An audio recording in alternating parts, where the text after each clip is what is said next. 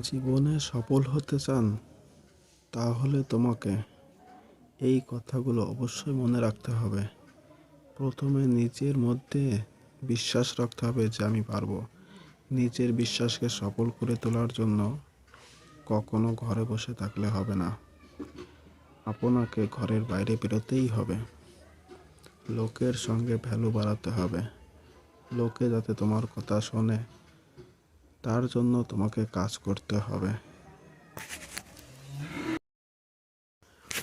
জীবনে সফল হতে চান, তাহলে তোমাকে এই কথাগুলো অবশ্যই মনে রাখতে হবে।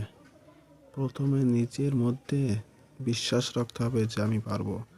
নিজের বিশ্বাসকে সফল করে তোলার জন্য কখনো ঘরে বসে থাকলে হবে না। আপনাকে ঘরের বাইরে বেরোতেই হবে। লোকের সঙ্গে ভ্যালু বাড়াতে হবে।